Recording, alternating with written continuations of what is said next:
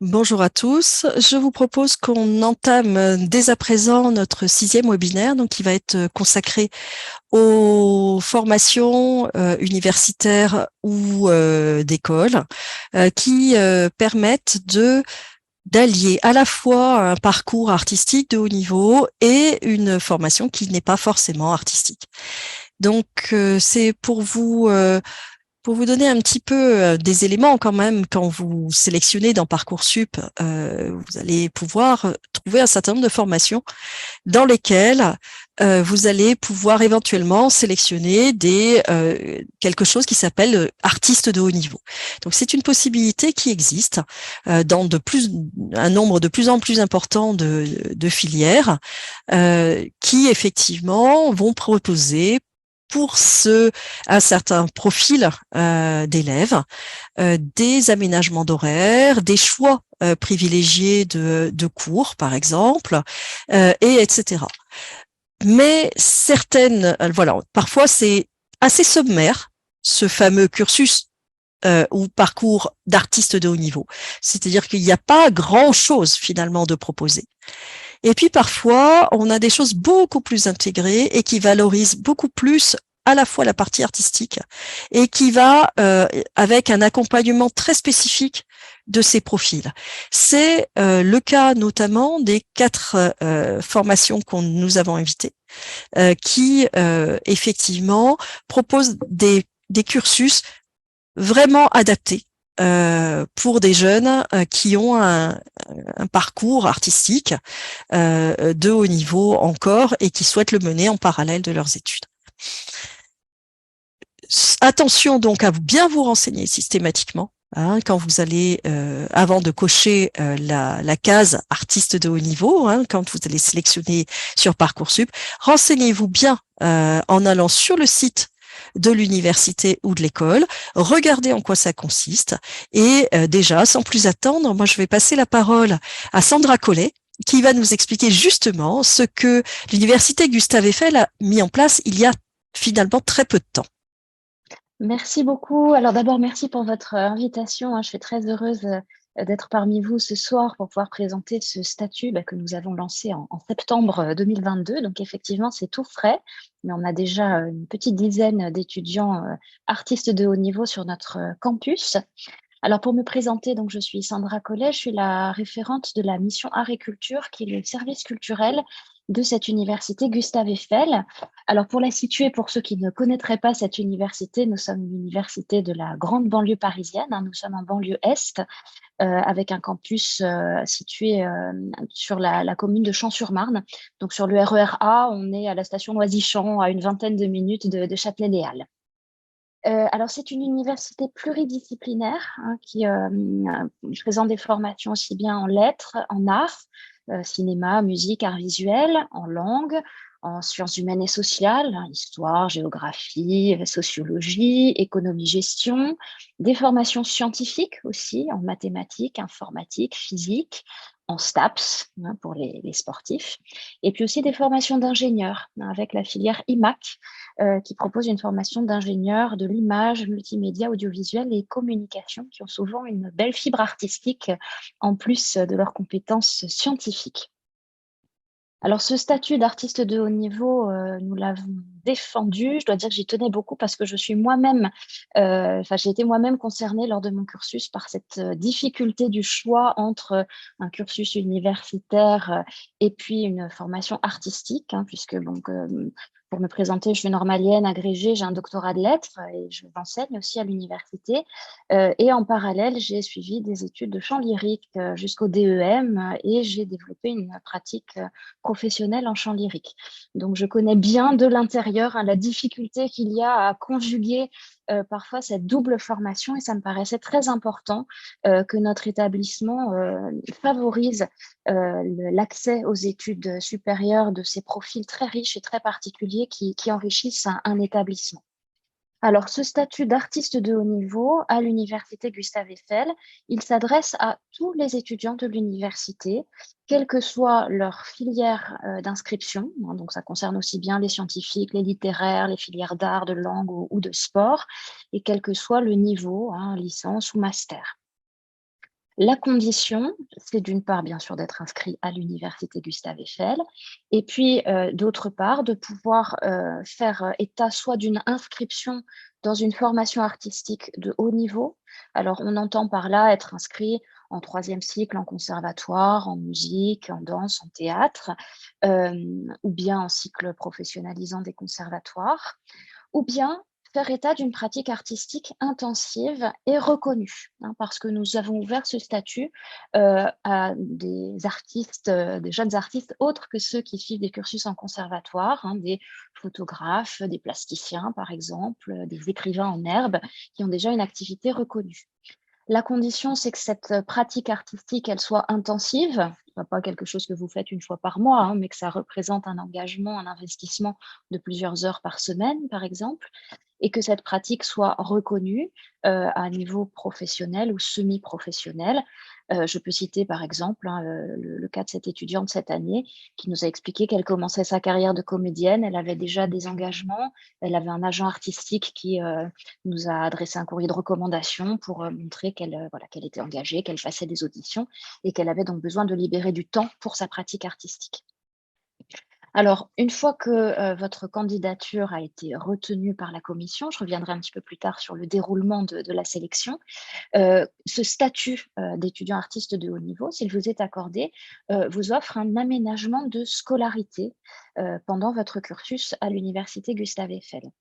Alors, il y a là tout un éventail de possibilités et l'idée, c'est que chaque candidat négocie un petit peu les aménagements dont il a besoin avec nous et ses responsables de formation, parce que nous sommes bien conscients aussi que chaque étudiant a une situation particulière et nous ne voulions pas faire quelque chose de trop rigide, mais au contraire essayer d'accompagner chaque étudiant dans son parcours.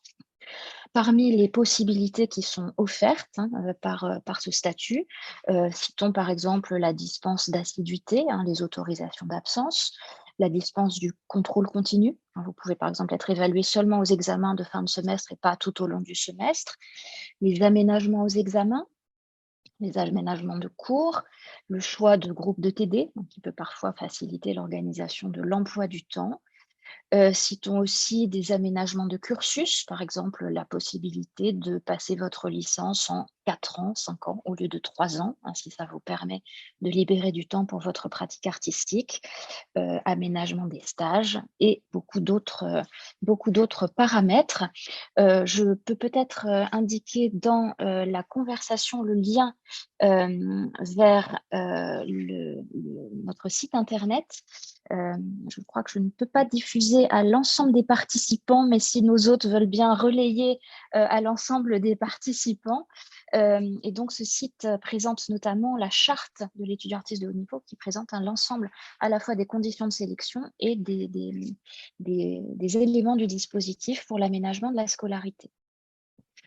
Ajoutons aussi que la pratique artistique de l'étudiant peut donner lieu à une prise en compte dans sa formation à l'université Gustave Eiffel. En effet, plusieurs formations de l'université disposent au cours du cursus d'une UE appelée UE d'ouverture, dont l'objectif est d'inciter l'étudiant à suivre des enseignements hors dehors de son cursus. Par exemple, vous êtes étudiant en physique, vous allez suivre pendant un semestre un cours de sociologie, ça peut être validé dans votre cursus. Et nous proposons aux artistes de haut niveau eh bien, de transcrire les résultats qu'ils obtiendraient dans leur formation artistique pour valider cette UE d'ouverture dans leur formation. On considère que finalement, ils font déjà largement de l'ouverture pluridisciplinaire et que c'est une manière de le prendre en compte dans leur cursus à l'université. Alors, comment candidater à ce statut?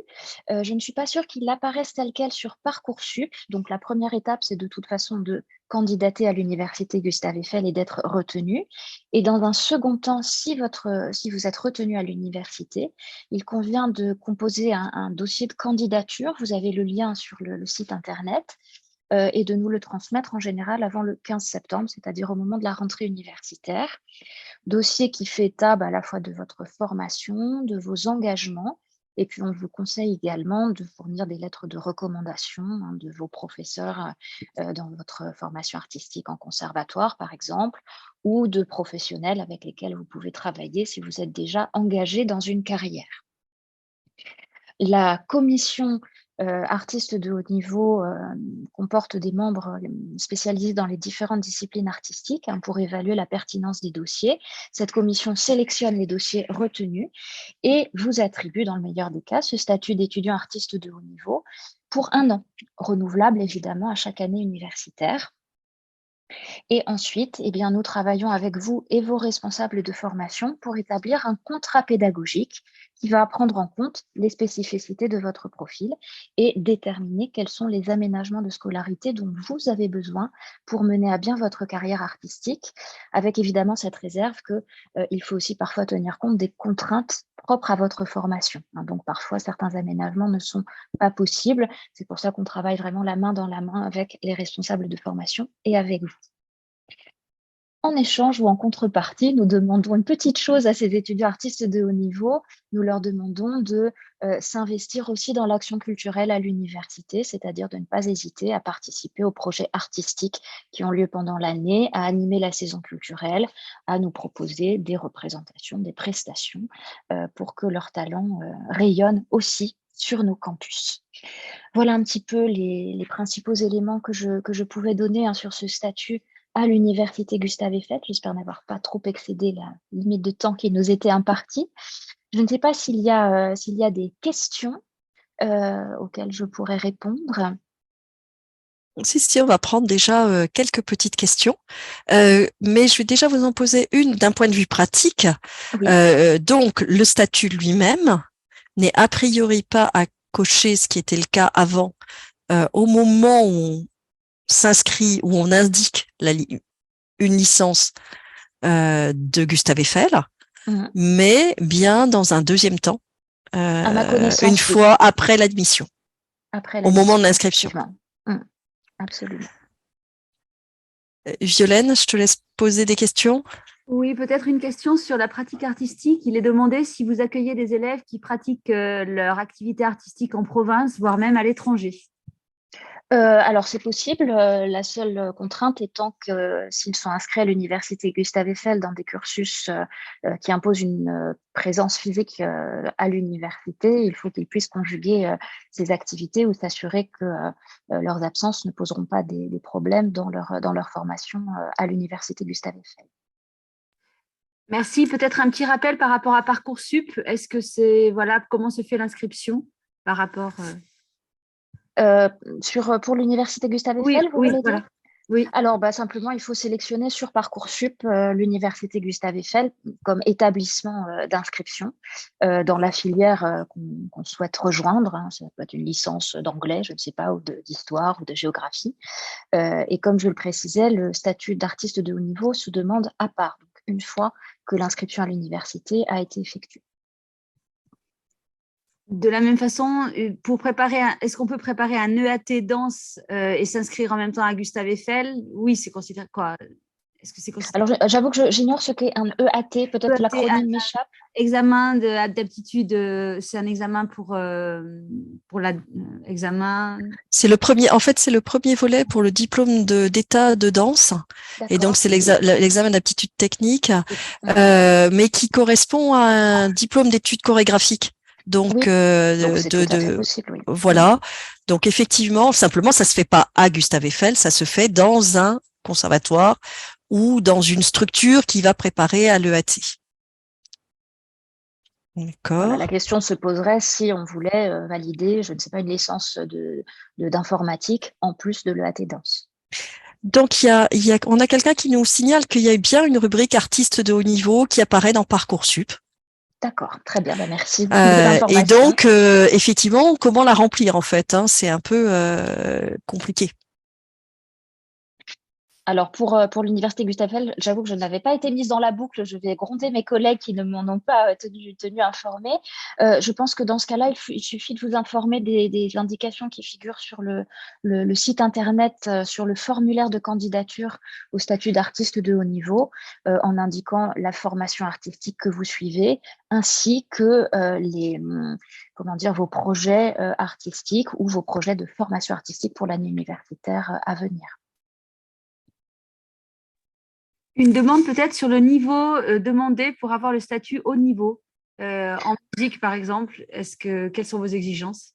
Alors, on demande en général que les étudiants soient inscrits à minima dans un 3e cycle de conservatoire ou cycle professionnalisant, type DEM, diplôme d'études musicales, diplôme d'études chorégraphiques, diplôme d'études théâtrales ou équivalent. Pardon, Muriel, vas-y.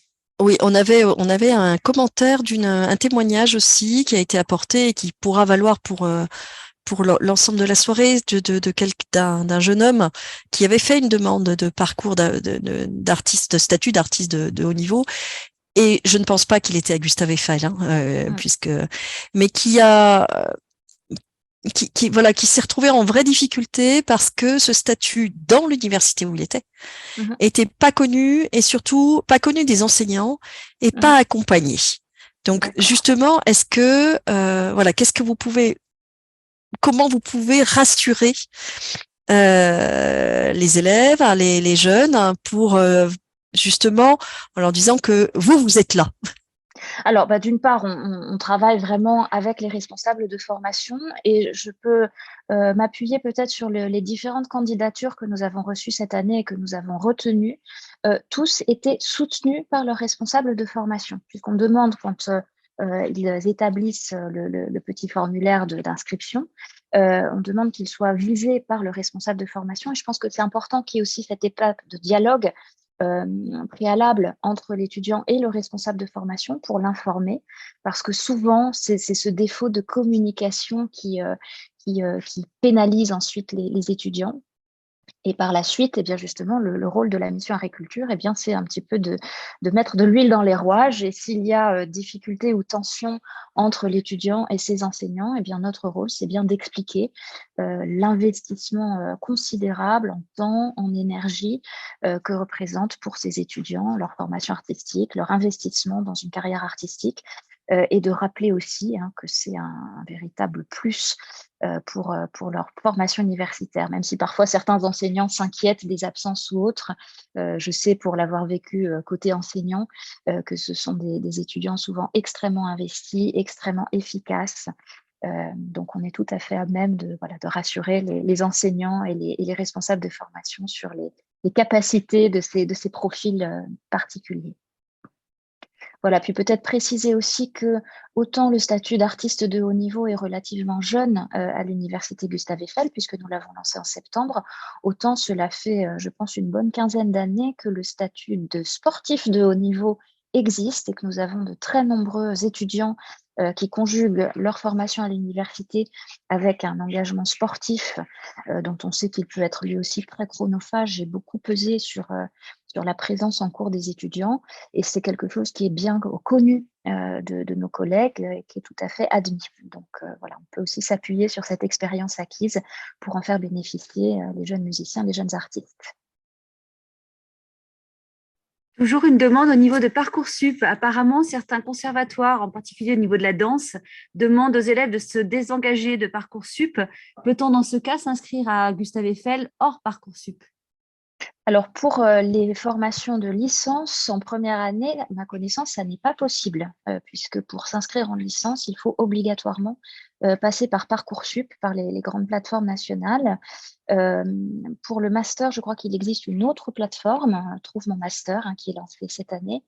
Mais là aussi, je ne pense pas que ce soit possible de contourner cette plateforme nationale pour une inscription à l'université. Et pareil, toutes les filières sont possibles, sont ouvertes pour ce statut-là, pardon. Oui, tout à fait. Ce qui fait quand même une offre excessivement large. Oui, on est quand même très heureux de pouvoir ouvrir toutes les formations à ce statut. Et ça a été le cas dès cette année, puisqu'on a parmi les artistes de haut niveau cette année, on a plusieurs ingénieurs à côté d'étudiants en licence musique ou en master édition du livre papier, par exemple. Donc vraiment des profils très, très variés. Est-ce qu'il serait peut-être possible de revenir sur la prise en compte de la pratique artistique dans le parcours universitaire?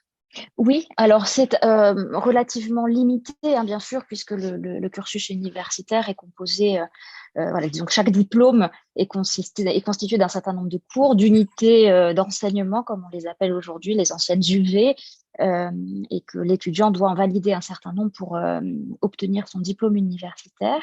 Dans l'écrasante majorité des cursus de licence, il existe une UE appelée UE d'ouverture, qui est donc censée inciter les étudiants à développer leur ouverture pluridisciplinaire, c'est-à-dire que quelqu'un qui a un diplôme, mettons, de chimie, ne soit pas uniquement un chimiste, mais qu'il ait touché lors de son parcours universitaire à d'autres disciplines.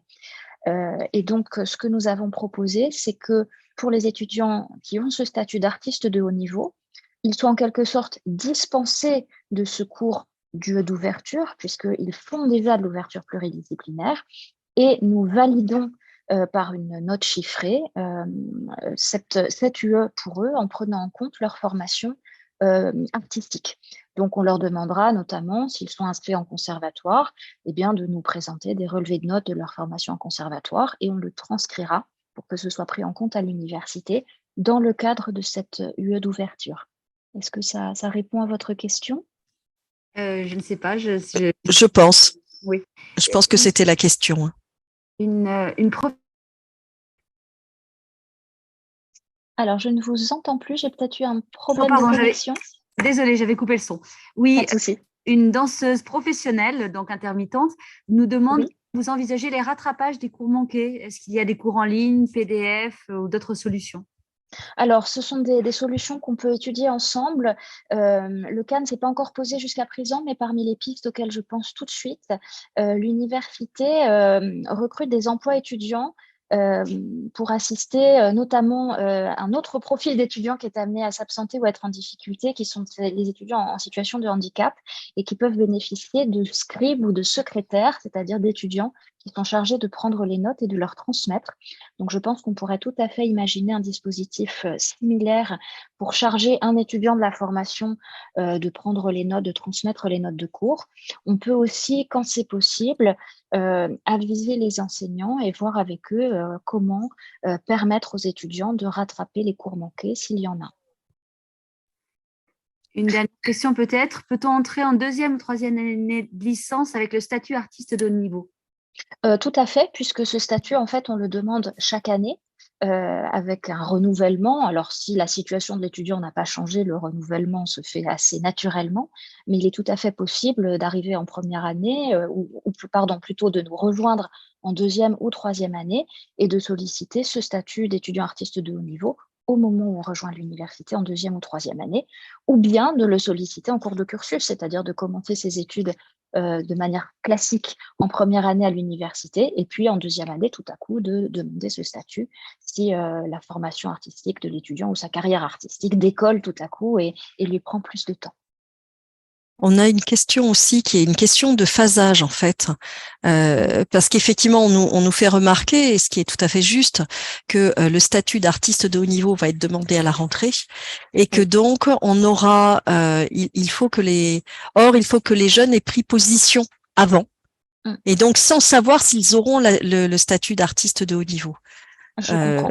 Est-ce Alors, que c'est pour des élèves, est-ce que pour des élèves qui ont un cursus qui est quand même suffisamment dense et est-ce qu'ils ont non pas une assurance, mais quand même, bon voilà. Alors, c'est vrai que c'est très important que vous attiriez mon attention sur ce point. Je proposerai aux candidats qui seraient intéressés par ce statut et qui candidateraient sur Parcoursup pour une rentrée à la rentrée prochaine, peut-être de nous contacter dès maintenant ou en tout cas en amont des inscriptions sur Parcoursup pour qu'on puisse leur donner un avis préliminaire sur leur dossier et leur dire a priori votre statut sera validé comme étudiant artiste de haut niveau ou attention, ça risque de ne pas passer, peut-être pour permettre aux lycéens qui se préparent à s'inscrire ou à ceux qui se préparent à s'inscrire en première année de licence de ne pas se retrouver dans une situation de blocage. Donc, le plus simple, je peux peut-être vous indiquer mon adresse mail, qui est l'adresse du service. Voilà, encore une fois, je vous demanderai peut-être de bien vouloir la relayer aux participants. Donc, n'hésitez pas à nous envoyer un mail avec comme objet du mail étudiant artiste de haut niveau, Parcoursup, rentrée 2022. Voilà, pour qu'on puisse un petit peu aiguiller les candidats et que personne ne soit victime de ce petit déphasage. Merci beaucoup. Et une dernière petite question, deux questions avant qu'on vous libère. Une question sur la césure. Oui. Et une question sur le nombre de places. Alors, est-ce que c'est limité ou pas? Alors, réponse rapide sur la deuxième question, parce que c'est la plus facile. Il n'y a pas de nombre de places limitées. Donc, c'est vraiment en fonction du profil, de la qualité du profil des candidats, sans limite de nombre. Concernant l'année de césure, elle existe à l'université, elle est proposée dans la plupart des cursus. Donc, il est tout à fait possible à un étudiant d'en bénéficier, qu'il soit artiste de haut niveau ou pas. Et bien sûr, il n'y a pas d'obligation à être dans un conservatoire donné par rapport à un autre. N'importe quel conservatoire, avec un niveau suffisant, peut permettre de justifier d'un parcours d'artiste de haut niveau. Tout à fait. L'essentiel pour nous, c'est de justifier d'un niveau, donc plutôt 3e cycle professionnalisant. Après, on est tout à fait ouvert à discuter au cas par cas des situations particulières, parce qu'on peut aussi avoir des artistes qui ne sont pas dans des filières reconnues dans les conservatoires. On a eu par exemple cette année la candidature d'un étudiant qui était artiste de rap et voilà, qui avait une pratique artistique tout à fait professionnelle, mais qui n'était pas inscrit en conservatoire. On lui a accordé le statut. Donc, voilà, je vois aussi qu'il y a une question, a-t-on l'obligation d'être en conservatoire? Ça n'est pas nécessaire. Ce qui est important, c'est de pouvoir justifier d'une pratique ou d'un investissement. Et là, dans ce cas-là, c'est à vous de développer votre argumentaire et de nous donner des justificatifs suffisants, soit un calendrier, par exemple, de vos engagements, de vos prestations. Si vous passez des concours, j'ai vu passer une question sur des années de césure en préparation de concours artistiques, le calendrier des concours avec un engagement à les passer, ça peut suffire. Donc, c'est vrai que là, j'ai donné les grandes lignes de ce qui est proposé pour valider ce statut d'étudiant artiste de haut niveau, mais on est tout à fait prêt aussi à étudier des situations un petit peu particulières qui ne rentreraient pas dans les cases. C'est souvent le cas des artistes, donc ça me paraît important d'en tenir compte. Donc, je vous invite vraiment à consulter la charte de l'étudiant artiste de haut niveau qui figure sur notre site, qui permet peut-être de détailler davantage ce qui est proposé. Et puis, ne pas hésiter à vous rapprocher de nous si vous avez une situation un petit peu originale qui ne rentre pas dans ce descriptif et que vous ayez besoin d'éclaircissement sur votre situation particulière. Merci beaucoup Sandra, et surtout là voilà, je pense que ça ouvre beaucoup de perspectives et ce qui explique le grand nombre de questions. Très bien, Parce j'espère avoir qu'effectivement, répondu à l'essentiel. Et puis si je n'ai pas répondu à certaines questions, voilà, qu'on n'hésite pas à nous solliciter par courriel sur des points plus précis. on poursuivra. Merci beaucoup Sandra. Merci encore. Et nous allons passer la parole à Dauphine, donc à Jean-Philippe et à sa collègue Anne, et qui sont accompagnés d'une étudiante pour expliquer le système ou le parcours de Dauphine Talent. Je voudrais juste intervenir. Il n'y avait pas quelqu'un d'autre qui devait passer avant nous?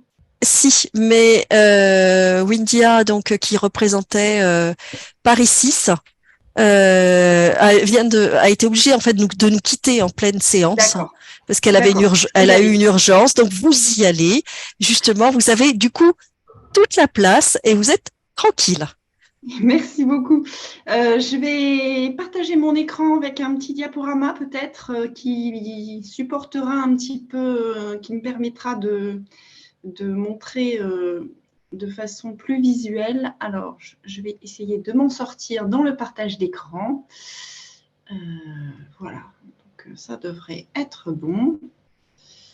Voilà, alors... Voilà, très bien.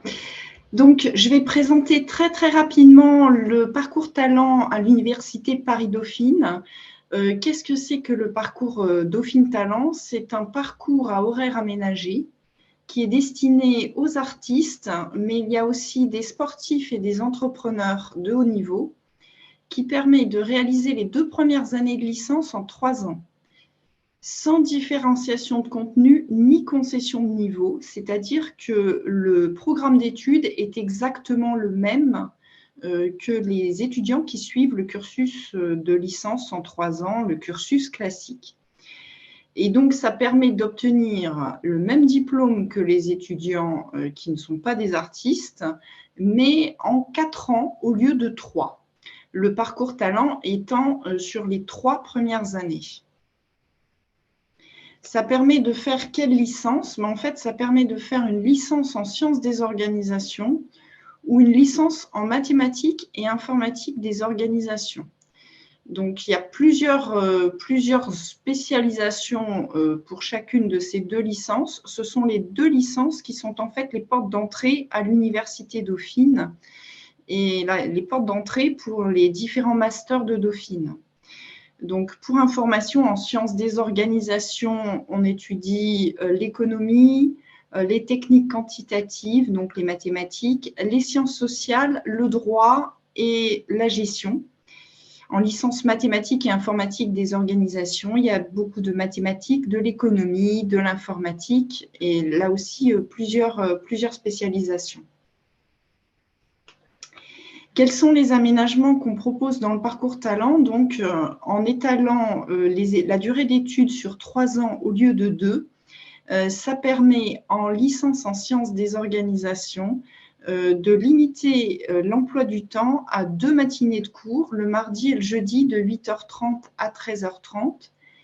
Et les étudiants du parcours talent constituent un groupe spécifique de 30 étudiants. Donc, ils sont tous ensemble, ils ont tous ensemble cours le mardi et le jeudi matin, et ils sont 30. Ça veut dire qu'il y a 30 places en licence en sciences des organisations. Dans la 2e licence mathématiques et informatique des organisations, il y a entre 5 et 8 étudiants, donc 5 et 8 places, et donc ils ne forment pas un groupe spécifique, mais ils ont un emploi du temps à la carte, avec un horaire hebdomadaire réduit avec un maximum de 15 heures de cours par semaine. Et donc, l'emploi du temps est fait en fonction de leurs contraintes de conservatoire, par exemple. Outre les aménagements d'horaire, on a des aménagements possibles pour les examens de contrôle continu. Donc, c'est un peu la même chose que la présentation précédente. Et on a un suivi un peu spécifique, un peu attentif, avec des assistantes de formation dédiées, les responsables de parcours. Donc, nous sommes 3 responsables de parcours spécifiquement. Jean-Philippe Correia, qui est également présent à cette présentation, et moi-même pour la licence en sciences des organisations. Et Monsieur Denis Pasquignon pour la licence en mathématiques et informatique des organisations. Il y a également un système de tutorat pour la licence MIDO, puisque les étudiants n'étant pas dans un groupe spécifique, ils bénéficient d'un accompagnement de façon à ce qu'ils ne se sentent pas tout seuls dans leur parcours. Donc, quel est l'intérêt pour les étudiants de ces aménagements?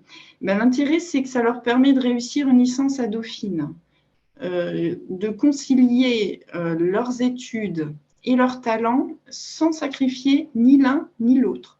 Les étudiants du parcours talent sont des étudiants avant tout, mais ils ont un talent. Donc, il n'y a pas de prédominance du cursus artistique ou du cursus études. À l'issue du parcours, et ça, vous en parliez au début de la réunion, ils pourront faire un choix de poursuite d'études réfléchi, serein, sans regret. Effectivement, quand on est lycéen, on a peu d'expérience. Déjà, on ne sait pas ce que c'est que l'enseignement supérieur. Et puis, on est très jeune. Donc, c'est très difficile de dire il faut que je renonce soit à des études que j'ai envie de faire, soit à ma pratique artistique. Le parcours talent permet en fait de faire les deux, de vérifier qu'on aime bien ce qu'on va étudier. Et ça permet également de mûrir dans son cursus artistique. Et ça permet ensuite de faire un choix serein. Donc, selon les étudiants, il y en a qui vont plutôt mettre l'accent sur leur poursuite d'études. Il y en a qui vont plutôt mettre l'accent sur leur cursus artistique mais ils auront une licence, ce qui leur permettra d'envisager des carrières très variées dans le domaine des arts. Il y en a qui vont continuer ensuite leurs études et leur cursus artistique, tout en bénéficiant également d'aménagements ou en sachant exactement ce dont ils auront besoin comme type d'aménagement. Donc, ça va permettre aux étudiants d'accéder au master de Dauphine et éventuellement à d'autres établissements. Après la licence à Dauphine, ils peuvent très bien continuer dans un cursus grande école, par exemple. Et puis, l'objectif qui était très important pour les créateurs du parcours, c'était d'avoir des étudiants heureux qui s'épanouissent dans leurs études, sans être stressés. Notre parcours talent, en quoi il diffère des programmes qui peuvent être proposés dans d'autres établissements, et notamment dans les écoles de commerce, par exemple, c'est que faisant partie de l'Université Dauphine et donnant exactement le même diplôme de licence que les étudiants qui ne sont pas des artistes, on retrouve les valeurs et l'exigence de Dauphine. J'ai mis programme d'études et examens parce qu'on a les mêmes programmes d'études que tous les étudiants à Dauphine et les mêmes examens. Ça veut dire une contrainte, il faut être présent pour passer les examens en même temps que les autres, en fin de semestre, en janvier et en mai. Ce qu'il y a de particulier, c'est que dans ce cursus, les étudiants ne sont pas seuls. Ils ne sont pas seuls avec des cours à distance. Ils ne sont pas seuls avec des MOOC à se débrouiller entre 2 concerts, par exemple. Ils forment un groupe, le groupe des étudiants talents.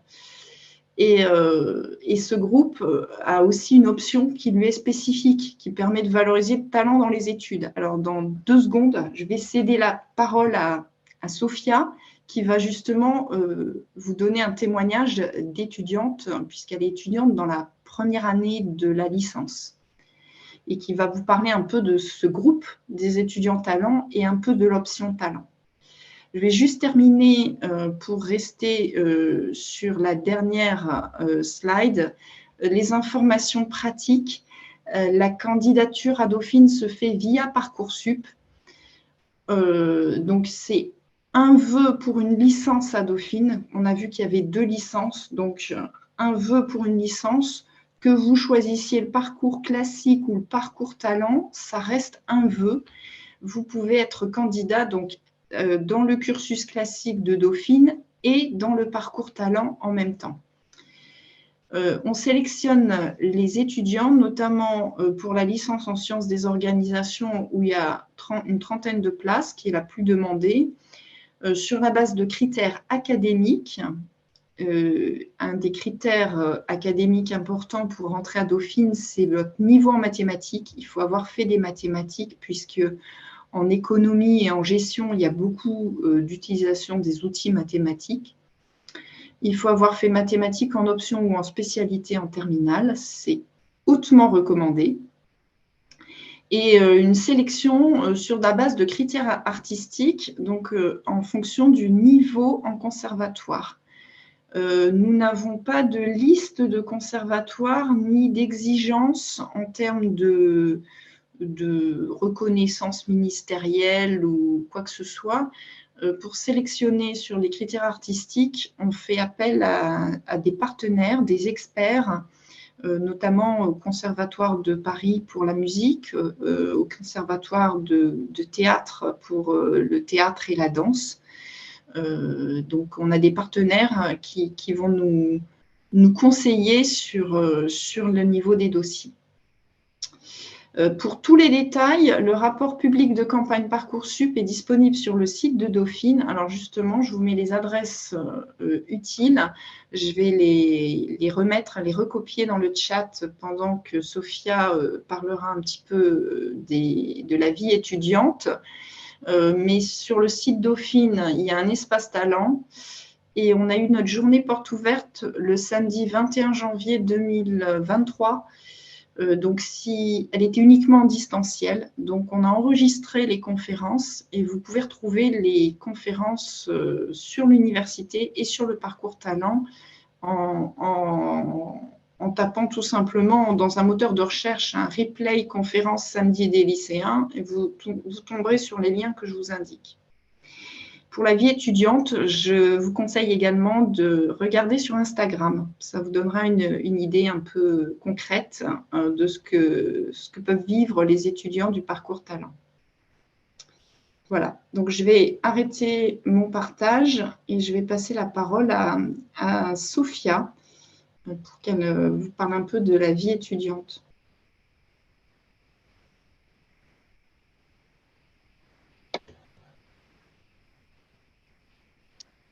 Je m'appelle Sophia Danlé, je suis en première année de licence du parcours talent de Dauphine, licence sciences et organisation. Alors tout d'abord, j'avais choisi Dauphine car c'est une université qui est très prestigieuse. Donc, dès que j'ai vu qu'il y avait cette possibilité de parcours talent, que je ne connaissais pas et que j'ai vraiment appris à la dernière minute avant que Parcoursup ne se ferme, j'ai pu candidater. Et ce qui était que j'ai trouvé assez remarquable, c'était que Dauphine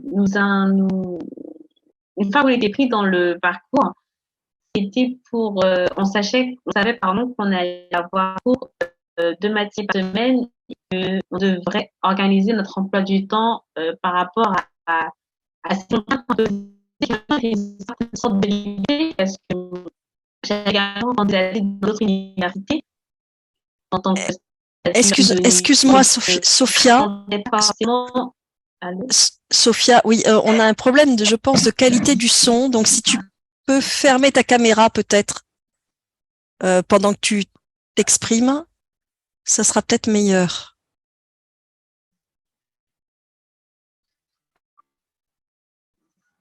Tu m'entends ou pas? J'ai pas compris.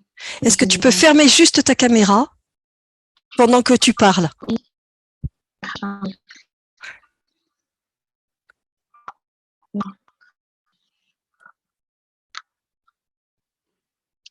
Oui, vous m'entendez mieux? Parfait. D'accord.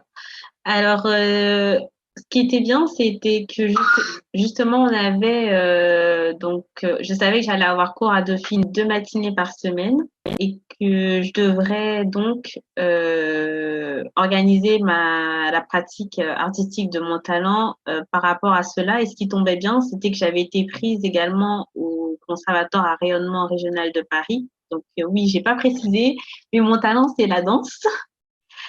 J'ai été prise au Conservatoire à rayonnement régional de Paris et ce qui était bien, c'était que les cours étaient l'après-midi. Donc, j'ai directement vu une opportunité de pouvoir faire ma danse l'après-midi et 2 matinées par semaine Dauphine. Donc, j'ai trouvé ce parcours extrêmement intéressant pour cela.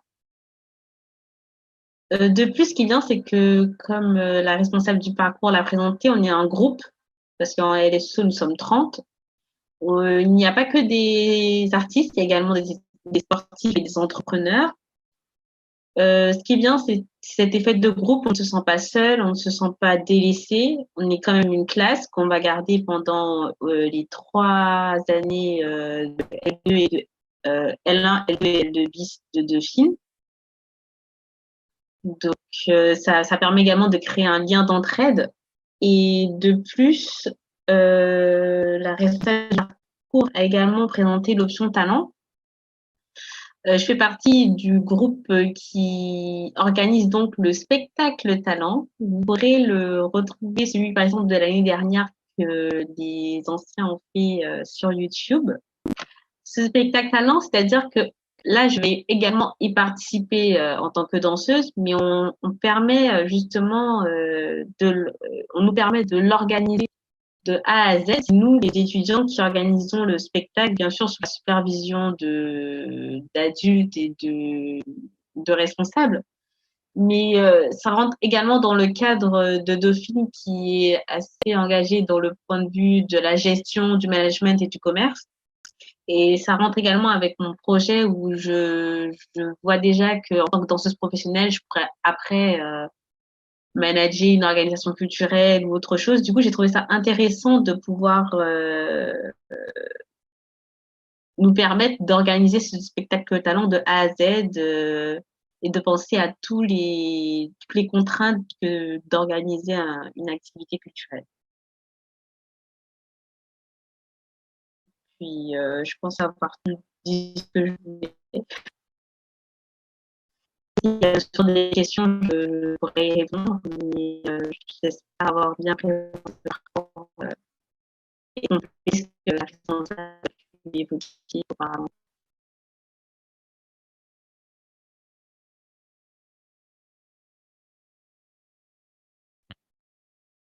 Merci Sophia. Je repasse la parole à Anne ou à son collègue.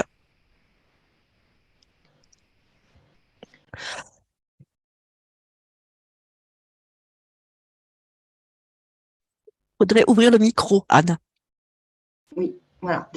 Merci. Est-ce qu'il y a des questions? On n'a pas voulu entrer trop dans le détail pratique, notamment sur Parcoursup, parce qu'il y a beaucoup de choses qui sont indiquées sur le site Dauphine. Donc, voilà. On a des questions, en effet, sur la licence MIDO, plusieurs. Donc, la première, vers quoi mène exactement cette licence, ou même les autres? Et la deuxième, quelles sont les spécialités recommandées dans le parcours lycée, dans le cursus lycée? Toujours pour la licence MIDO, hein. On est bien parce qu'effectivement, elle a été un peu laissée de côté, celle-ci. Pour MIDO, et d'ailleurs, un étonnement à ce sujet toujours. Vous parlez de 30 étudiants pour LSO et seulement 5-8 pour MIDO. Donc, pourquoi? D'accord. Alors, la licence MIDO, c'est mathématiques et informatique des organisations. Donc, traditionnellement, la licence, le cursus classique, il faut savoir qu'il y a à peu près 600 étudiants qui rentrent en première année à Dauphine en licence en sciences des organisations et seulement 200 qui rentrent en licence MIDO. Donc, c'est déjà une cohorte qui est moins nombreuse d'étudiants qui suivent le parcours classique. La licence MIDO donc est une licence de mathématiques où ils font beaucoup d'informatique et de mathématiques dans le but de former des personnes qui travailleront dans les entreprises et dans les organisations dans tous les métiers mathématiques et informatiques et systèmes d'information. Donc, ils n'ont pas, par exemple, de cours de gestion, à la différence de la licence en sciences des organisations, où il y a du droit, de la gestion, des sciences sociales. Donc, ça prépare vraiment plus à des métiers plus orientés. Il faut aimer les mathématiques et l'informatique. Donc, il y a beaucoup de programmation, des choses comme ça. Donc, pour faire la licence MIDO, il faut impérativement avoir fait beaucoup de mathématiques au lycée. Donc, je pense que l'option mathématique, Jean-Philippe, tu me corriges, hein, mais je pense que l'option mathématique n'est pas suffisante. Il faut vraiment une spécialité mathématique pour MIDO. Donc, traditionnellement, on a moins de candidatures en talent MIDO qu'en talent LSO. Il est tout à fait possible pour un candidat de poser sa candidature dans les deux licences. On a des candidats talents qui candidatent dans les deux licences. Est-ce que ces deux statuts peuvent être continués en master et doctorat? Le statut parcours talent. Alors, il n'y a pas de parcours talent au-delà de la deuxième année de licence. Pourquoi? Parce que la troisième année de licence, il y a déjà une spécialisation, en fait. Et donc, il n'y a pas assez d'étudiants dans chaque spécialisation pour envisager de faire un groupe. Donc, le groupe talent en tant que tel, le parcours talent s'arrête après la deuxième année de licence. Maintenant, il est possible, ça va vraiment être au cas par cas, il est possible effectivement de négocier des aménagements, notamment des aménagements d'emploi du temps, parce qu'encore une fois, une une des valeurs de Dauphine, c'est l'exigence et l'équité de traitement entre tous les étudiants.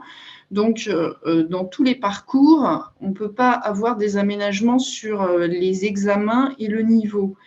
Mais des aménagements d'horaire sont encore possibles au-delà, notamment en 3e année de licence, surtout dans la licence de gestion où il y a beaucoup d'étudiants, et puis dans certains masters. Mais après, c'est vraiment au cas par cas. Ce qu'on observe en pratique, c'est qu'au bout de 3 ans d'études et je dirais, de double vie artistique et étudiante, en général, 80% du groupe a choisi sa voie. Et finalement, il y en a très très peu qui vont être encore sur un double cursus.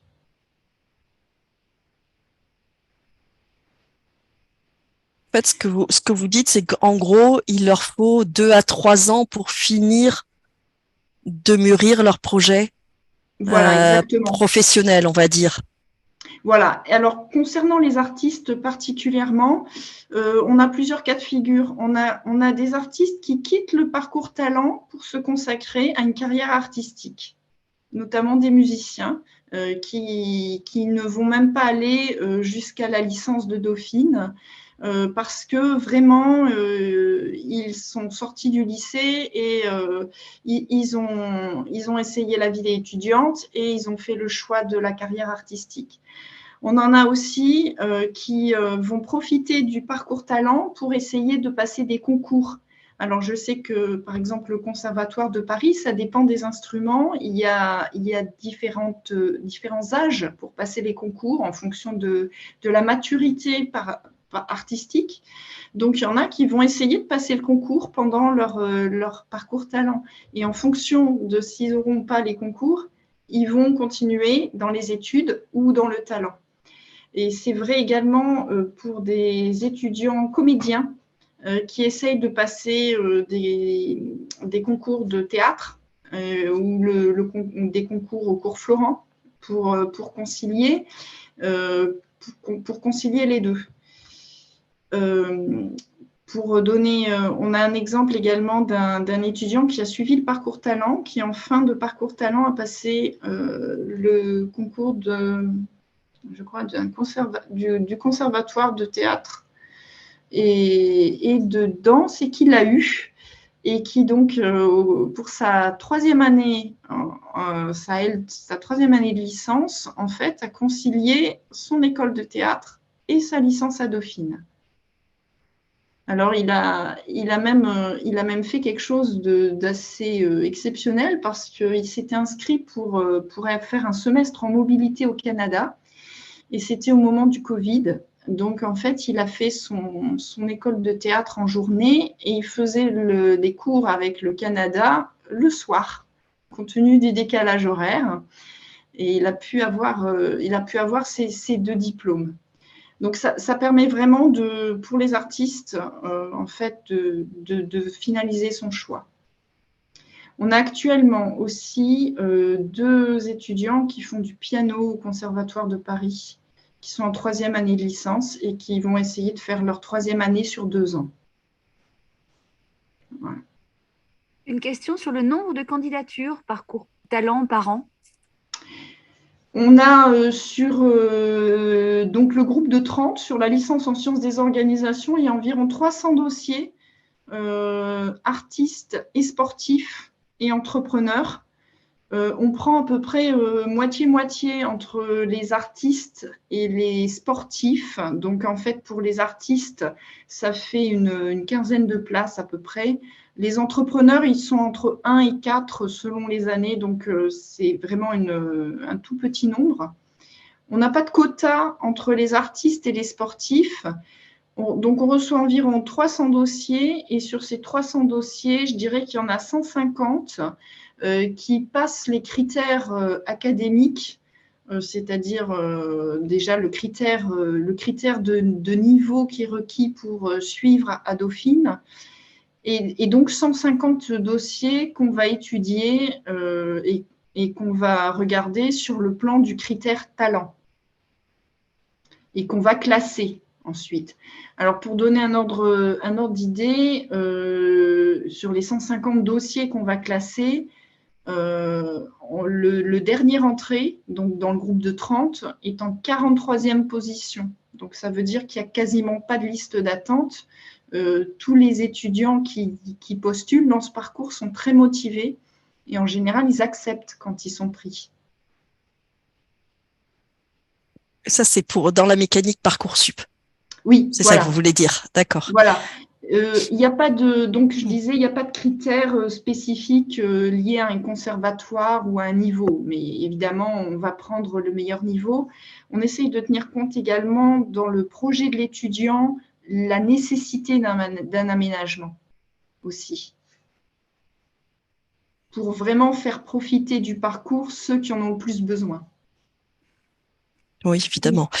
Les 15 heures, vous avez mentionné pour la licence MIDO, je crois, 15 heures par semaine. Quel est et la question, c'est qu'en fait, quel est le rapport par rapport au volume horaire s'il n'y a pas d'aménagement, en fait?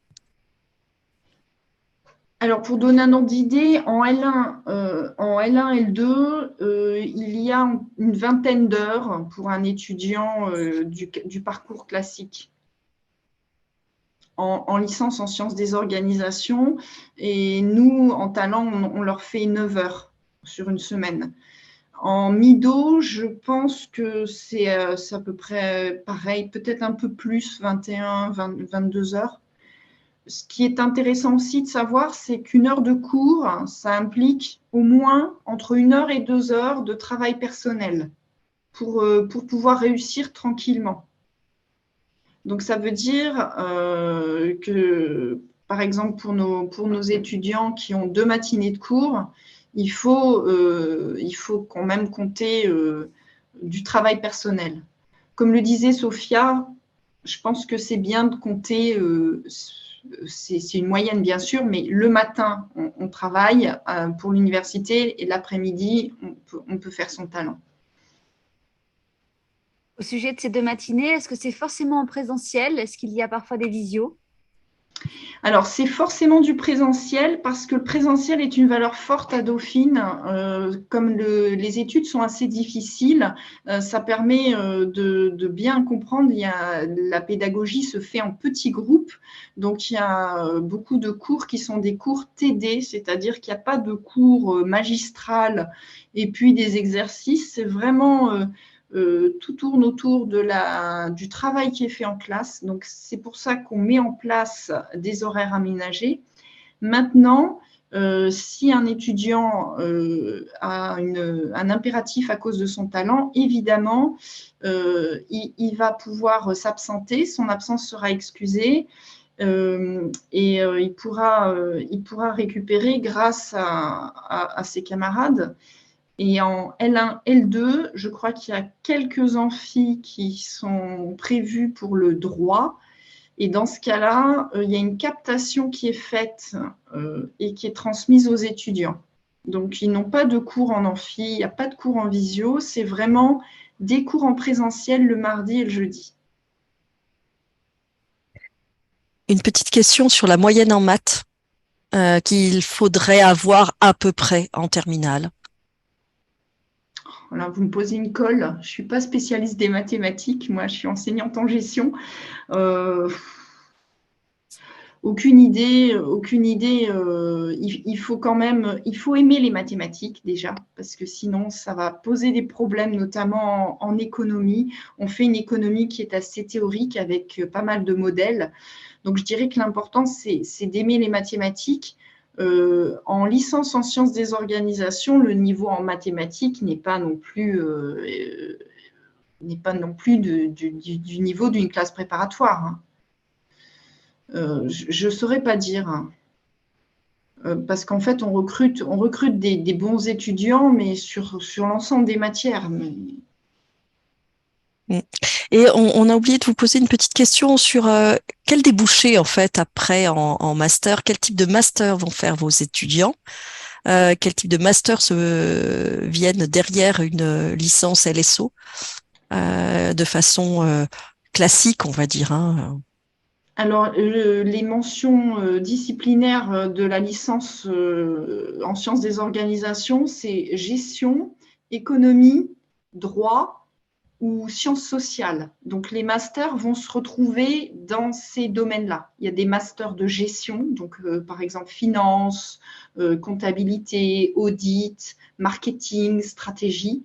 Il y a des masters de plus de droit, droit public, droit privé, des masters de sciences sociales et des masters d'économie, économie internationale du développement ou économie plus ingénierie financière, donc plus orientée entreprise. Donc en fait, c'est tous ces masters-là. Et pareil, en MIDO, vous avez des masters plus orientés mathématiques et puis des masters informatiques. Merci beaucoup, Anne. Je pense qu'on est arrivé au bout des questions. Et je propose que l'on passe la parole du coup à votre collègue de l'INSA de Rouen pour une autre plongée dans un autre univers qui est celui des écoles d'ingénieurs. Donc voilà, je lui passe la parole. Je ferai un petit mot après l'intervention de Vincent sur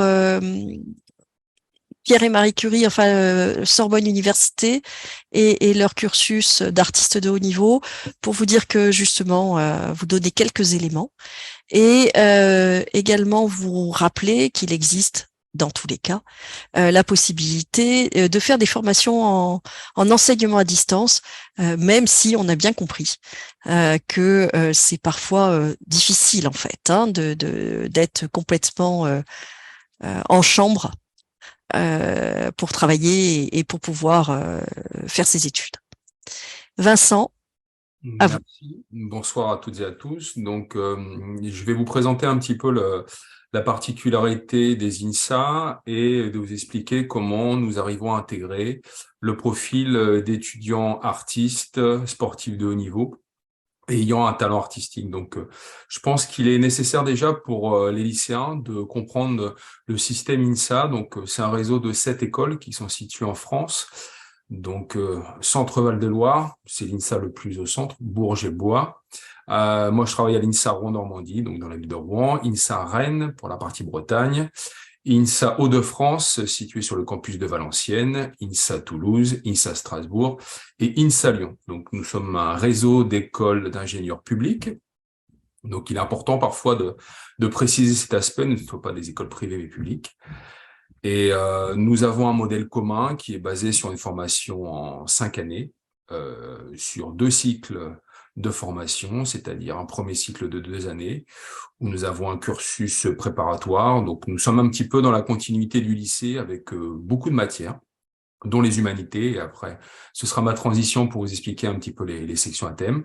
Et à partir de la 3e année, les étudiants choisissent un département de spécialité. Donc, dans tous les INSA, vous avez toutes les spécialités que peuvent choisir un étudiant pour se former en tant qu'ingénieur, chef de projet, enseignant-chercheur. Donc, il y a 2 portes d'entrée pour intégrer un INSA. Donc, soit vous rentrez en première année via Parcoursup, donc vous sélectionnez groupe INSA, et après, vous pouvez choisir l'un des 7 INSA et les classer. Et vous avez aussi une autre porte d'entrée qui se situe à la fin du premier cycle, pardon. Donc, vous pouvez rentrer en 3e année. Généralement, le profil des étudiants en 3e année, ce sont des étudiants qui ont fait une classe préparatoire ou un BUT. Donc, la formation INSA se singularise par une solide connaissance, on va dire, des sciences fondamentales et sciences dures. Donc, on a un diplôme très généraliste. Mais aussi, c'est la particularité de notre formation, l'une des particularités, c'est cet aspect humaniste. Donc, les INSA ont été créés justement pour donner la possibilité à des lycéens, à des étudiants d'avoir une formation solide, notamment en sciences, mais également en sciences humaines. Et les humanités représentent 20 à 25% de la formation. Donc, grosso modo, il s'agit d'une journée alloués aux humanités par semaine. Donc, on y retrouve dans ces humanités l'anglais, donc ça, c'est pour tous les profils d'étudiants. Une langue vivante 2, ça, c'est aussi quelque chose de très particulier dans les INSA. Les INSA se distinguent aussi par la formation à l'international, avec une mobilité à l'international obligatoire, qui peut être un stage à l'étranger ou un semestre d'études, par exemple un Erasmus. Donc, les 2 langues vivantes obligatoires. Après, vous avez le sport. Ça, c'est quelque chose qui est également très particulier. Donc, dans le post-bac, donc le sport est un enseignement obligatoire pendant les 4 premières années de la formation. Et après, nous avons la communication qui est déclinée sur les 2 cycles. Quand on dit la communication, on peut être aussi bien sur une approche théâtrale ou la préparation d'entretien d'embauche ou l'interculturalité. Et après, on a une discipline un peu plus présente sur le second cycle, sciences humaines et sociales et la gestion de projet. Donc là, on aborde l'aspect finance, on aborde le marketing, le management, la gestion de projet. Donc ça, c'est un petit peu les humanités, on va dire, obligatoires. Après, nous avons aussi la possibilité dans les INSA de choisir des options, donc des options qui apparaissent souvent dans le second cycle de formation. Donc, on peut avoir une initiation à une 3e langue, on peut avoir des cours un peu plus exotiques, entre guillemets, sur l'éloquence, sur la langue des signes, sur du management, sur l'estime de soi, sur beaucoup de choses. Donc, à l'INSA, on favorise vraiment l'éclectisme et une approche, on va dire, la plus ouverte possible. Et on arrive à les sections à thème. Donc, les INSA sont vraiment porteurs depuis de nombreuses années sur la possibilité de permettre aux élèves ingénieurs de pouvoir mener des études de qualité. Nous visons un fort niveau d'excellence. Les étudiants ont beaucoup d'heures de cours, à peu près, on va dire 27 heures de cours, de 8h à 18h15, sauf le jeudi après-midi, où ils peuvent faire leurs activités extra-académiques ou tout simplement participer à la vie active d'association. Et nous avons mis à la disposition des élèves ingénieurs qui ont un talent, qui ont commencé, on va dire, une passion conservatoire, qui sont athlètes de haut niveau, la possibilité de pouvoir conjuguer donc des études d'ingénieur, mais également de pouvoir avoir le temps et les infrastructures pour la pratique d'un instrument ou pour continuer à perfectionner leur talent d'acteur ou pour s'adonner à la pratique d'un sport de haut niveau. Donc, comment on essaie un petit peu de mettre ça en place? Donc là, je vous donne vraiment une vision très globale. Il y a 2 possibilités. Soit on a le statut de artiste confirmé ou athlète de haut niveau. Donc, je rentrerai pas trop dans les détails pour les sportifs de haut niveau, puisque le webinaire d'aujourd'hui se centre un peu plus sur les artistes. Donc, je vous donnerai des exemples plus précis pour la danse-études, le théâtre-études et la musique-études. Donc, on a la possibilité d'avoir un aménagement de scolarité. Donc, le premier cycle en 2 ans, les étudiants peuvent le faire en 3 années.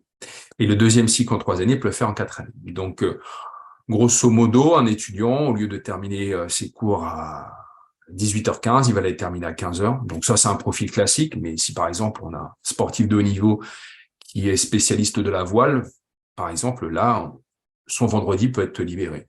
Ou si c'est un danseur ou une danseuse, et ben là, en fait, on s'adapte aussi aux erreurs du conservatoire. Si c'est un violoniste de très haut niveau, il est amené aussi à se déplacer, aller à l'international, donc on s'adapte aussi. Donc c'est un dispositif qui marche très bien. Nous sommes accoutumés justement à nous adapter à ce profil et nous avons aussi un certain intérêt de par ces lycéens qui souhaitent avoir une formation très généraliste dans l'ingénierie et pouvoir continuer à pratiquer un instrument ou à pratiquer une activité sportive. Donc, c'est un peu ce qui nous différencie. On a à peu près le même vivier de lycéens que les classes préparatoires, mais on a la possibilité sur place de pouvoir conjuguer ces 2 passions. Donc, comment nous arrivons techniquement et logistiquement à pouvoir satisfaire ces demandes? Si On prend par exemple l'INSA Rouen Normandie, école dans laquelle je travaille. Nous avons par exemple un labo-théâtre que nous avons aménagé depuis quelques années où les étudiants peuvent répéter et peuvent aussi disposer de ce lieu pour les représentations. Nous avons aussi aménagé une salle de répétition pour les musiciens.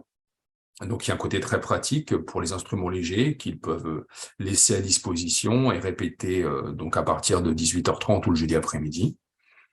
Et nous avons aussi des partenariats. Donc ça, c'est vraiment un modèle très INSA et ancré dans les villes. Donc, nous travaillons avec les conservatoires du groupement de communes ou de l'agglomération. Et nous avons ainsi la possibilité d'avoir chez nous de nombreux artistes et c'est un attrait pour les lycéens. Donc, comment candidater? Donc, sur Parcoursup, lorsque vous choisissez le groupe INSA, vous sélectionnez une section à thème, par exemple danse-études ou musique-études. Et vous avez, je vous enverrai le lien, j'avais préparé une petite présentation, mais oralement, là, je vous donne les informations principales et après, je répondrai aux questions. Et il faut, en parallèle de Parcoursup, envoyer CV, lettre de motivation. Donc, quand je dis CV, c'est un CV artistique basé sur votre expérience, une lettre de motivation, parfois aussi un projet artistique ou musical, au SAGI, qui est un petit peu notre organisme centralisé à Lyon, qui reçoit toutes les candidatures des étudiants souhaitant intégrer les sections à thème, mais attention, pour une visée vraiment d'artistes confirmés. Donc, le jury se réunit au mois de juin et à la suite de celui-ci, nous pouvons accepter ou non le statut particulier et après les aménagements que nous devrons adapter. Donc ça, c'est, on va dire, la voie la plus institutionnelle, donc Parcoursup et après l'envoi à l'organisme du SAGI. Et nous avons aussi la possibilité, lorsque l'étudiant intègre un INSA dès la rentrée, donc fin août, début septembre, de pouvoir pratiquer une discipline artistique, mais pas dans un cadre, on va dire, semi-adapté. C'est-à-dire que si un étudiant veut faire de la chorale pendant une année, il peut le faire. S'il souhaite pratiquer son instrument, mais pas dans un cadre conservatoire, il peut le faire aussi. En fait, on a aussi différents niveaux, c'est-à-dire que lors des présentations, vous avez peut-être ciblé sur des artistes confirmés. Nous, on a aussi ce profil, mais aussi on a des profils initiation. Par exemple, si un étudiant veut commencer une section théâtre, il peut le commencer du niveau 0 et l'amener à des compétences ou à un projet qui sera joué ou spectacle. Si un étudiant veut intégrer notre section danse-études, normalement, on exige une pratique de 2 années dans un conservatoire, c'est le minimum. On peut avoir, cette année, par exemple, on a une jeune fille qui pratique la danse à raison de 15 heures par semaine. Elle a un statut pratiquement de semi-professionnel. Et on avait aussi dans le même groupe, par exemple, notre section danse-études, il y a 2 garçons et 14 jeunes filles. Il y a un des garçons qui n'avait jamais pratiqué la danse auparavant dans une structure vraiment adaptée, mais il avait un rayonnement, il avait des aptitudes, il avait une envie, il a intégré justement la section danse-études. Donc, on a des exigences, on a un protocole, on a aussi des conditions, mais chaque cas est particulier et nous pouvons bien évidemment nous adapter. Donc, ça, c'est pour la danse. Et pour l'instrument et la musique-études, il y a 4 niveaux. Donc, il y a la pratique instrument. Donc là, on est en relais avec le conservatoire. On a la pratique orchestre, on a la pratique chorale. Et depuis 2 années, ça, c'est quelque chose qui est très répandu dans les INSA. C'est des musiques actuelles. Donc, on a beaucoup d'étudiants qui souhaitent aussi pouvoir mettre en valeur et continuer, par exemple, à jouer de la guitare électrique, de la batterie. Voilà, c'est une musique actuelle. Donc, ça marche très, très bien. C'est très populaire.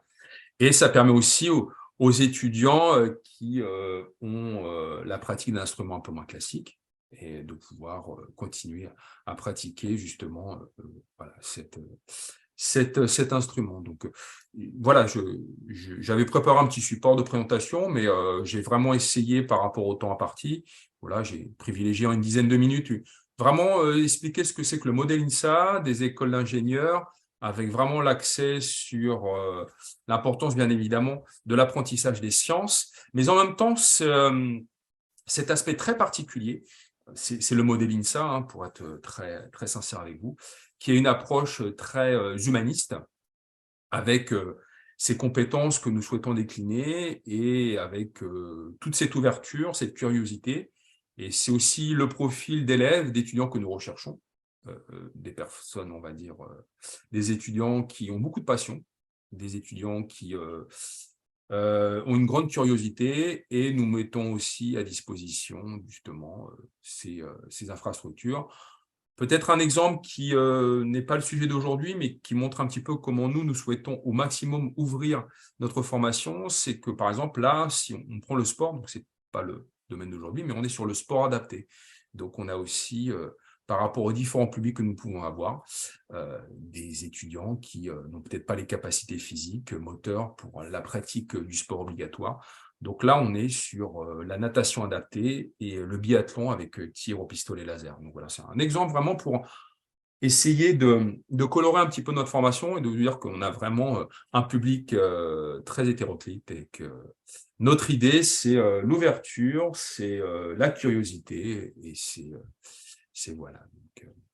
J'étais très minimaliste dans mon approche, mais je n'ai pas voulu faire quelque chose voilà, de trop cadré. J'ai vraiment essayé de vous montrer ce que c'était que l'esprit INSA et les dispositifs qu'on essaie de mettre en place pour vraiment accueillir les étudiants ayant des rayonnements, on va dire, un petit peu singuliers. Donc, je suis à vos dispositions pour répondre à vos questions. Merci beaucoup.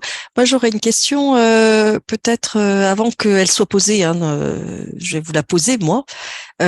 Justement, en termes de recrutement, en fait, d'accès à l'INSA, quel est le profil des élèves? Alors, on a dit scientifique, solide, mais on a sur des jeunes qui ont parfois dû mener pas mal d'études simultanément avec leur parcours de conservatoire.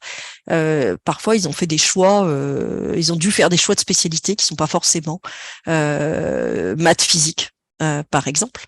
Qu'est-ce qu'il en est? Est-ce que le profil attendu, c'est le même que pour entrer dans une classe prépa aux grandes écoles? Est-ce que on peut imaginer que c'est des profils pas forcément, voilà, ça peut être plus ouvert ou pas? Notre profil, notre vivier est assez similaire aux classes préparatoires. C'est vrai que maths, physique, c'est vraiment le profil, on va dire, académique. On nous pose souvent la question de savoir, il y avait une question justement là au début du webinaire sur est-ce qu'il faut être très très bon en maths. Il faut être bon partout. Il faut peut-être pas être le meilleur en maths de sa classe, mais il faut être bon partout. C'est-à-dire que nous, on regarde les notes de première et de terminale. Et on regarde les notes de français, des deux langues vivantes et des matières scientifiques. Donc, ce qui fait que parfois, on a des lycéens qui nous écrivent ou nous contactent, ou lorsqu'on a les journées portes ouvertes, de dire, par exemple, moi, j'ai 19,5 de moyenne en maths, je suis le premier de ma classe, je ne comprends pas, je n'ai pas été pris, alors qu'un qui a 16,5, 17, en fait, il a été pris. Et là, je lui pose la question, je fais, celui qui a eu 16,5, 17 en mathématiques, combien de moyenne il avait, par exemple, en anglais? Et souvent, il me dit, il était très bon en anglais. Je lui demande, en français, il avait de bonnes notes? Il avait très bonnes notes. En fait, il était bon partout. Donc, c'était peut-être pas le meilleur en mathématiques, il était très bon partout. En fait, les INSA ont vraiment un profil où il faut être bon partout. Peut-être pas excellent, mais bon partout, pas de point faible. Après, c'est vrai que notre profil est souvent maths physique, parfois SVT, sciences de l'ingénieur, l'informatique. Donc, il ne faut pas non plus se censurer si on n'a pas fait maths, on va dire, les mathématiques sont obligatoires, mais si on n'a pas eu physique, ce n'est pas rédhibitoire. Mais statistiquement, on va dire que c'est un peu plus le profil voilà, qui candidate. Alors, c'est un petit peu dommage puisque on accepte aussi d'autres candidatures puisqu'il y a des lycéens qui sont vraiment très complets partout et c'est ce qu'on recherche. Donc, notre rôle aussi, c'est de promouvoir un petit peu nos écoles, nos formations. C'est pour ça que je me suis permis de le faire en amont du webinaire. Avec les dominantes aussi, sur les premières, terminales, c'est très difficile pour les lycéens de pouvoir savoir quel type de formation post-bac ils pourraient avoir. C'était beaucoup plus simple avant avec la section scientifique, qui ouvrait, qui en même temps fermait aussi des opportunités. Donc voilà, il faut aussi être très, très vigilant, il faut aussi avoir le recul. Donc voilà, donc un profil très généraliste, être bon partout. Et les mathématiques sont obligatoires, privilégier physique, mais ce n'est pas rédhibitoire d'avoir choisi une autre dominante. Violaine? Une question peut-être sur le cycle préparatoire de 2 ans, qui est commun à toutes les INSA. Faut-il faire un cycle préparatoire dans l'école finale visée par les spécialités et peut-on privilégier donc le cycle préparatoire dans la ville où on vise un enseignement artistique particulier? Donc, j'ai l'exemple de Strasbourg qui semble avoir une meilleure intégration conservatoire que Lyon, mais spécialité informatique plutôt à Lyon, bref. Oui, en fait, votre remarque est très pertinente. Lors des journées portes ouvertes, on demande toujours aux familles, donc le plus dur, c'est d'intégrer le groupe INSA. C'est vrai qu'on a beaucoup de demandes, on satisfait certaines demandes. Je ne vais pas vous donner les chiffres parce que sinon après, ça pourrait décourager, mais je dis toujours qu'il faut essayer de candidater. C'est très important, je dirais dans un premier temps, de regarder peut-être les spécialités. Donc, il y a 7 INSA et les INSA se distinguent de par leur spécialité. Par exemple, à l'INSA Rouen, nous avons de la chimie, à Rennes, nous n'en avons pas. À Lyon, il y a de l'électronique, nous n'en avons pas. Alors, ce n'est pas rédhibitoire, c'est-à-dire qu'on peut commencer dans l'INSA, on va dire, le plus proche de chez lui, et puis à la fin de la 2e année, avoir une passerelle et candidater dans un autre INSA, à condition que cet autre INSA nous offre une spécialité qui n'existe pas dans notre INSA initial. Donc, voilà un petit peu. Donc, comme c'est un réseau, on a des facilités de passerelle, mais on demande aussi aux familles de commencer un petit peu à se projeter sur peut-être le département spécialité, mais rien n'est rédhibitoire et on peut essayer voilà, de sortir d'un INSA pour aller dans un autre. Et par rapport à votre question sur les filières artistiques, de plus en plus, on essaie d'uniformiser les possibilités. Donc, je vous donne l'exemple d'INSA Rouen Normandie. Il y a 3 ans, on n'avait pas encore les musiques actuelles, pardon, au pluriel. On l'a créé suite justement à cette idée de pouvoir uniformiser nos pratiques. Si on prend par exemple la filière à thème musique-études, elle est présente dans tous les INSA. Donc ça, c'est quelque chose de commun. La section sport-études est présente également dans tous les INSA. Et après, on essaye de décliner, on a ouvert il y a quelques années, par exemple à Rouen, la section art-études. Donc, art-études, pourquoi on l'a créé? D'une part, pour essayer de créer une sensibilisation au dessin avec une visée architecture. On travaille avec l'école d'architecture de Rouen et on a créé à la suite de ce partenariat.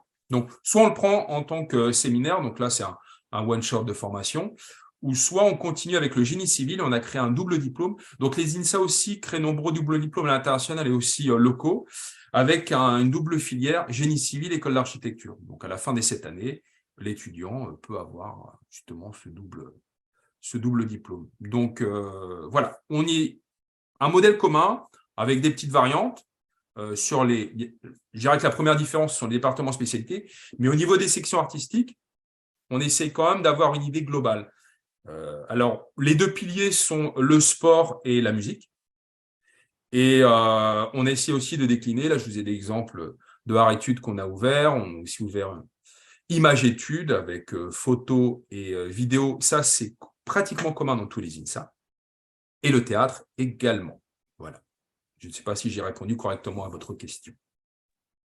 Si, très bien. Ensuite, vous parliez tout à l'heure de la physique qui n'est pas une spécialité obligatoire et du très bon niveau qui était exigé. Si l'élève n'a toutefois jamais fait de physique depuis la seconde, est-ce que le profil risque d'être rejeté? Sincèrement, oui. C'est la physique est l'une des bases des sciences. Les mathématiques, voilà, c'est le nerf un petit peu, c'est le pilier de la formation. On met des mathématiques dans toutes les sections. Même si on ne fait pas génie mathématique et si on fait de la chimie, on aura quand même des mathématiques. La physique est quand même fondamentale. Donc, surtout si on se réfère à un lycéen qui n'a plus fait de physique, donc là, c'est l'exemple de la seconde, ça risque quand même d'être très préjudiciable. Et le problème qui va se poser, c'est qu'on considère qu'en intégrant un INSA dès la première année, donc on fait de la physique, d'accord, mais c'est un niveau qui est quand même déjà un bon niveau.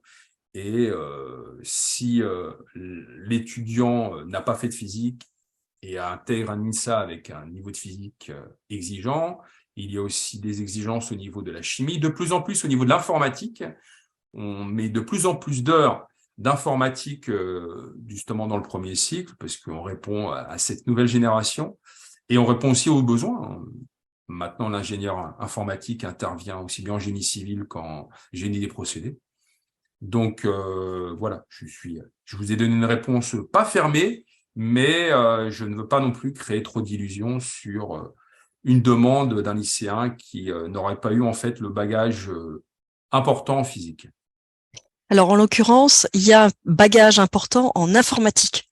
C'est-à-dire que c'est un jeune qui a choisi la spécialité, une spécialité informatique et une spécialité sciences. Enfin, c'était le tronc commun sciences, à mon avis, mais voilà. Mais du coup, effectivement, sont obligés d'opter pour l'un à la place d'eux, et effectivement. Alors, c'est pour ça qu'on a revu un petit peu notre regard sur les formations, c'est-à-dire que c'est vrai qu'avant le nerf, en fait, c'était maths physique, et les besoins en ingénierie se portent énormément sur les métiers d'informatique, sur les bases de données, sur l'intelligence artificielle, et on s'ouvre de plus en plus. Ce n'est pas qu'on était fermé, mais vraiment là, on a une grande demande, donc sur les métiers d'informatique, d'un sens large, donc sur ce profil d'élèves ayant justement suivi les dominantes d'informatique. Donc voilà, donc c'est quelque chose de pas nouveau, mais c'est une sensibilité qu'on a maintenant depuis 2-3 ans. Depuis 2-3 ans, et je vous donne juste un exemple très concret, très local. On a créé un nouveau poste d'enseignant en informatique dans notre premier cycle. Voilà. Donc, quand on parle de création de postes dans l'enseignement, c'est quelque chose de moins en moins commun. Et là, on a des besoins, donc on a créé un poste. Donc, en informatique sur le premier cycle à l'INSARO en Normandie. Donc, ce qui correspond à une autre vision du premier cycle. Donc, il y a un corollaire qui est très révélateur sur le profil des lycéens qu'on recherche. Au sujet de Danse-Études, il est demandé si vous pouvez préciser ce que vous entendez par ces études. Danse-Études. Alors, en fait, les sections à thème, il y a, comme je vous l'ai expliqué, il y a deux volets. Soit c'est un aménagement de scolarité, soit c'est une pratique, on va dire, occasionnelle, mais qui ne demande pas une adaptation dans l'emploi du temps. Donc, Danse-Études, on est sur un volet avec, sur une année, 4 stages obligatoires, des représentations, un entraînement et pratique hebdomadaire. Donc, il y a une approche, on va dire, technique, physique, mais aussi culturelle. Donc, il y a aussi… c'est pour ça qu'on appelle ça études. Et une particularité, je ne l'ai pas précisé, mais quand les étudiants font une section à thème, chaque semestre est sanctionné par une note.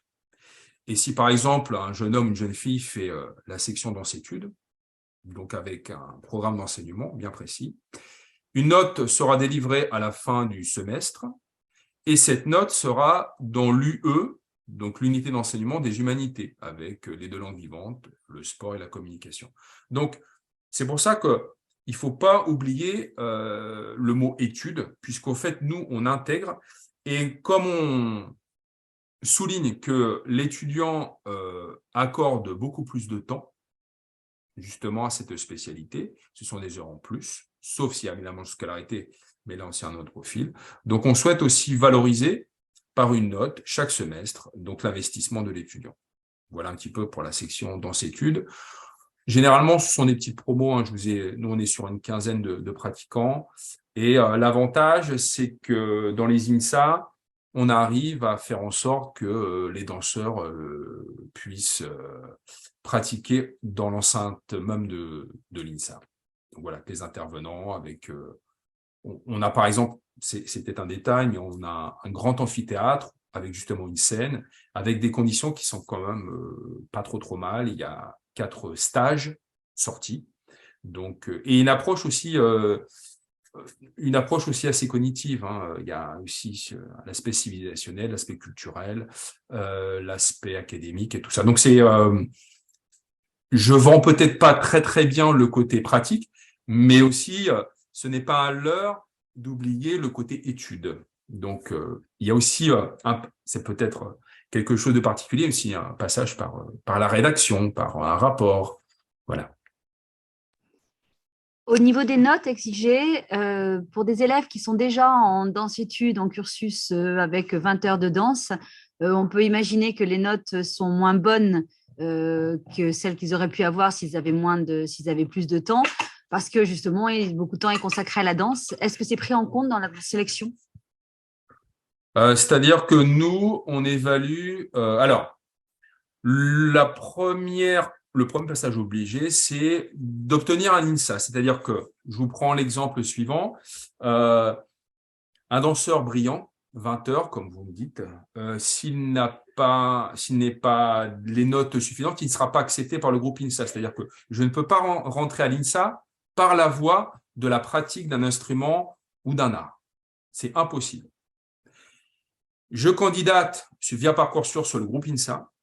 Après, je peux mettre une section, par exemple la section danse-études. Et après, je suis accepté ou pas dans la section danse-études.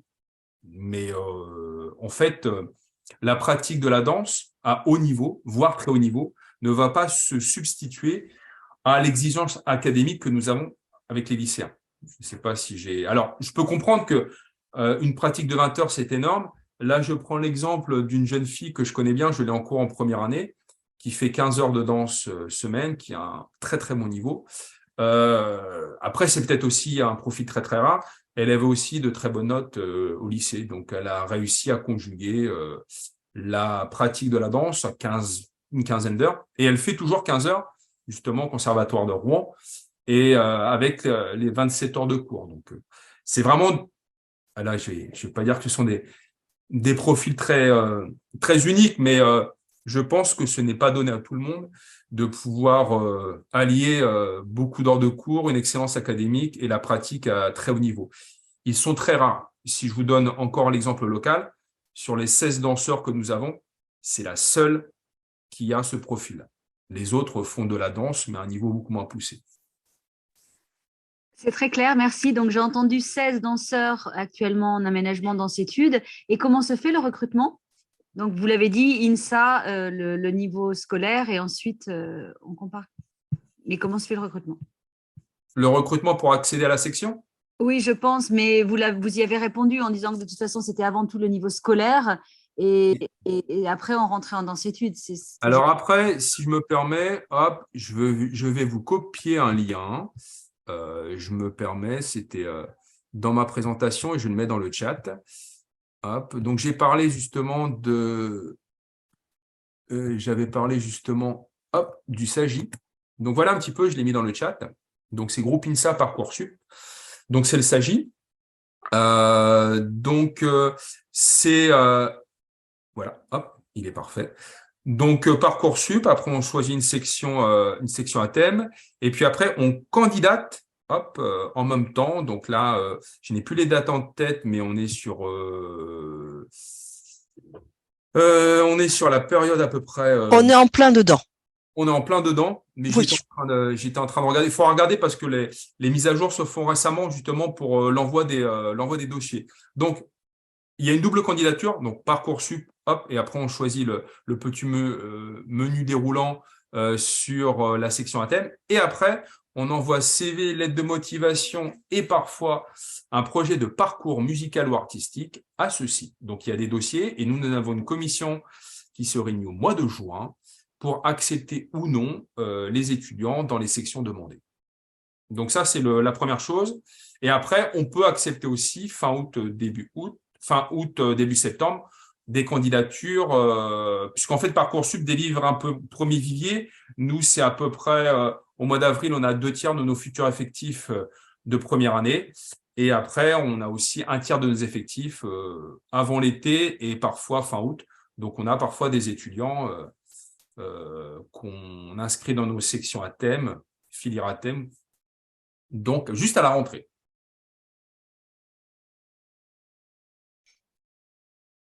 Et une petite question toute simple. En fait, on est ingénieur en quoi quand on sort de l'INSA? En fait, ingénieur, déjà, c'est pas un métier. Non. Alors, si on vous dit ingénieur, on école ingénieur, mais ingénieur, c'est pas un métier. C'est-à-dire qu'en fait, nos étudiants ont une formation très généraliste et parfois ils ont travaillé dans la mécanique et ils travaillent dans la chimie ou ils ont une spécialité nucléaire et puis finalement ils sont chargés d'affaires. Quand on a un diplôme d'ingénieur en France, on a un diplôme d'ingénieur avec une spécialité. Voilà, par exemple, ça peut être génie mécanique. Mais les tendances font que maintenant, les étudiants travaillent 10 ans dans un domaine et après changent en fonction justement des besoins. Je vous ai donné l'exemple le plus flagrant qui est celui de l'informatique. Donc, on peut avoir, c'est peut-être le domaine où il y a le plus de mouvement, de mobilité. On peut avoir un diplôme, donc nous, on est sur les systèmes d'information, mais on peut très bien travailler sur les réseaux, sur le data, sur les finances, et ça nous ouvre aussi beaucoup de portes. Donc, en fait, ingénieur, c'est une formation, c'est pas un métier. C'est pour ça qu'en fait, on dit ingénieur en. J'ai un diplôme d'ingénieur en. Mais après, certains vont dire, oui, moi, je suis mécanicien, ou moi, je suis ingénieur informatique, qui n'est pas informaticien. Donc, il y a des subtilités, il y a un petit jargon à connaître, mais c'est pour ça que les écoles d'ingénieurs sont très, très généralistes. Et c'est pour ça qu'on recherche des élèves et des étudiants qui sont bons partout, qui sont curieux. Et voilà, on accorde aussi de plus d'importance aux soft skills pour ces capacités justement à s'adapter. Quand je suis arrivé, moi je suis pas ingénieur de formation. Et la première chose que j'ai demandé justement à collègues ingénieurs, c'est quoi la qualité d'un ingénieur? Et ça me fait 15 ans qu'on me dit, c'est savoir s'adapter. Donc voilà, c'est une réponse totalement basique et gratuite, mais un ingénieur sait s'adapter. Donc c'est pour ça qu'on est sur plein d'aptitudes et de compétences. Donc voilà, ingénieur, ça veut dire beaucoup de choses, mais sans être en fait, sans vraiment définir un domaine de spécialité. C'est vraiment quelque chose de... Voilà, on dit ingénieur, c'est pas un métier. C'est une formation. Voilà. Oui, tout à fait, c'est un titre et effectivement, ça ouvre à une infinité de métiers en réalité. Et les ingénieurs peuvent travailler dans des domaines extrêmement variés et pas forcément des domaines techniques d'ailleurs, puisqu'en fait, un certain nombre vont ensuite travailler dans des domaines de gestion et de management. Donc, c'est effectivement une formation très large et complète, effectivement, et qui ouvre à énormément de possibilités. Et voilà, les ingénieurs sont ingénieux, mais pas forcément des bons techniciens, parfois. Ouais. Bah après, il y a toujours des exemples, hein. Moi, j'ai un étudiant en génie informatique qui maintenant est un DJ assez célèbre. Voilà, donc il est passé enfin, il avait toujours cette passion-là, mais avoir ce diplôme d'ingénieur lui a donné aussi d'autres capacités. Il a pu allier, voilà, être DJ.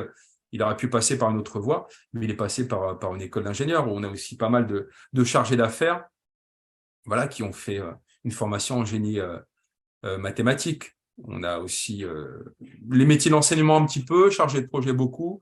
Et puis après, on est sur de plus en plus des consultants aussi, des consultants, ça c'est aussi important, des personnes qui ont des capacités techniques et qui voilà, sont parfois missionnées sur une période donnée pour travailler dans des entreprises. Voilà, consultant, c'est aussi quelque chose de très nouveau. Merci beaucoup. Je pense qu'on va pouvoir vous libérer. C'est très gentil d'avoir pris ce temps. Pour le public, je rappelle que je vous ai donné les coordonnées, le contact direct de David Isidore à contacter pour le cursus.